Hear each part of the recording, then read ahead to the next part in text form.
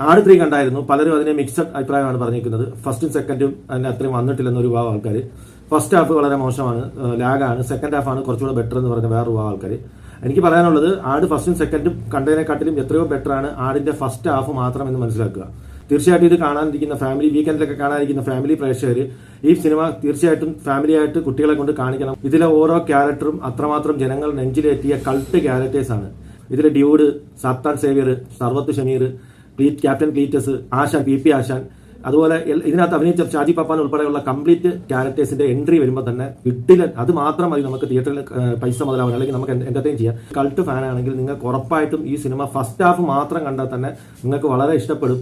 പിന്നെ സെക്കൻഡ് ഹാഫിലോട്ട് വന്നു കഴിഞ്ഞാൽ വേറെ ലെവൽ സാധനമാണ്, പീക്ക് സാധനമാണ്. നിങ്ങൾ ഈ പറയുന്ന പോലുള്ള ലാഗോ കാര്യങ്ങളോ ഒന്നും ഈ പടത്തിൽ എങ്ങുമില്ല. ഫുൾ ടൈമും ഈ പറഞ്ഞ കൗണ്ടർ കോമഡികൾ അടിച്ചുകൊണ്ടിരിക്കുകയാണ്. എല്ലാ സമയവും എന്റർടൈൻമെന്റ് ആണ്. അതായത് ഈ ഒരു ആട് ഫ്രാഞ്ചൈസിയിലെ ഇഷ്ടപ്പെടുന്ന ഈ കഥാപാത്രങ്ങളെല്ലാം ഇഷ്ടപ്പെടുന്ന വ്യക്തികളെ സംബന്ധിച്ചാണ് പറഞ്ഞത്. ഒരു തമിഴ്നാട്ടുകാരനോ ഒരു ഹിന്ദിക്കാരനോ കണ്ടു കഴിഞ്ഞാൽ ചിലപ്പോൾ അവർക്ക് ഒരു പക്ഷേ ഇതെന്താണെന്ന് തോന്നുന്നു, അവർക്ക് അത്ര ഇഷ്ടപ്പെടണമെന്നില്ല. ഇതിന്റെ സെക്കൻഡ് ഹാഫ് ഒക്കെ ആയി കഴിയുമ്പോഴത്തേന് പിന്നെ പീക്ക് ലെവൽ സാധനങ്ങളാണ്. വിനായകനൊക്കെ എടുത്ത് കാണിച്ചേക്കുന്ന പരിപാടികൾ എന്നൊക്കെ പറഞ്ഞാൽ വേറെ ലെവൽ സാധനങ്ങളാണ്.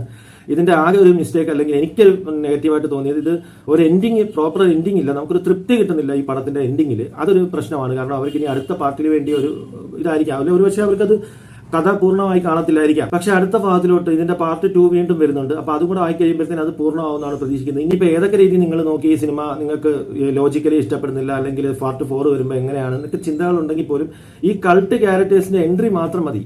ഈ എൻട്രി കാണാൻ വേണ്ടി തന്നെ തീർച്ചയായിട്ടും കുട്ടികൾക്ക് വളരെ വളരെ വളരെ ഇൻട്രസ്റ്റിംഗ് ആയിരിക്കും. ഇപ്പൊ ഇതിൽ പി ആശാന്റെ ഡയലോഗ് ഒക്കെ ഓൾറെഡി നിലവിൽ ഇപ്പം നടന്നുകൊണ്ടിരിക്കുന്ന സാധനം തന്നെയാണ്, മണിയാശാന്റെ സാധനം തന്നെയാണ് എടുത്തിട്ടേക്കുന്നത്. അതുപോലെ തന്നെ ഇതിൽ അറക്കലബുവിന്റെ 2 ക്യാരക്ടറും വേറെ ലെവൽ ഇൻട്രസ്റ്റിംഗ് ആയിരുന്നു. ഞാൻ ഈ സിനിമയുടെ ട്രെയിലർ ഇറങ്ങിയ ആദ്യത്തെ ദിവസം തന്നെ ഡീകോഡ് ചെയ്തിരുന്നു. ഞാൻ അന്നേരം പറഞ്ഞു ടിപ്പു സുൽത്താനും ഈ പറഞ്ഞ ധർമ്മരാജാവ്, തിരുവിതാംകൂറിലെ ധർമ്മരാജാവ് എന്നാണ് ഞാൻ പറഞ്ഞത്. പക്ഷെ അവിടെ അങ്ങനെയല്ല സംഭവിച്ചത്. കൊച്ചിക്ക് ഇപ്പുറമുള്ള ഒരു ദാരിദ്ര്യവാസം പിടിച്ച ഒരു ചെറിയ നാട്ടുരാജാവിന്റെ സ്റ്റോറിയാണ്. ആ പുഴയും സംബന്ധമായിട്ടുള്ള കാര്യങ്ങളും ഇതിലെ പിന്നെ സാത്താൻ സേവിയറിന്റെ കഥാപാത്രങ്ങളെല്ലാം ഞാൻ വ്യക്തമായിട്ട് അതിനകത്ത് പറഞ്ഞിരുന്നു. അതുപോലൊക്കെ തന്നെയാണ് സംഭവിച്ചേക്കുന്നത്. അതിനകത്ത് ടിപ്പു സുൽത്താന് പകരം അദ്ദേഹത്തിന്റെ സൈനാധിപൻ അസം ഖാനെയാണ് കാണിച്ചേക്കുന്നത്.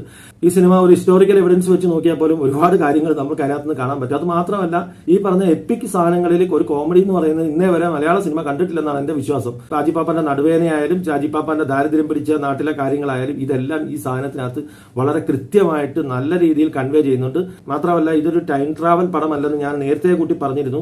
ഇതൊരു ടൈം സ്വാപ്പിംഗ് സാധനമാണ്. ഇതൊക്കെ വളരെ കൃത്യമായിട്ട് ആൾക്കാർക്ക് മനസ്സിലാവുന്ന രീതിയിൽ, അതായത് ഹോളിവുഡ് പടത്തിലൊക്കെ സാധാരണ ഇങ്ങനെയുള്ള സംഭവങ്ങൾ വരുമ്പോൾ ആൾക്കാർക്ക് കൺഫ്യൂഷനാണ് നമ്മുടെ മലയാളികൾ. പക്ഷേ ഇത് വളരെ കൃത്യമായിട്ട് അവർ ഇന്ദ്രൻസിന്റെ ഒരു കഥാപാത്രം, ഫ്യൂച്ചറിലെ കഥാപാത്രത്തെ കൊണ്ട് പറയിപ്പിച്ചിട്ട് നമുക്കത് വ്യക്തമാക്കി മനസ്സിലാക്കുന്ന രീതിയിൽ സ്റ്റോറികൾ മൊത്തം നമ്മുടെ ഉള്ളിൽ നിറഞ്ഞു നിൽക്കുന്ന ഒരു രീതിയിലാണ് കാര്യങ്ങൾ കാണിച്ചിരിക്കുന്നത്.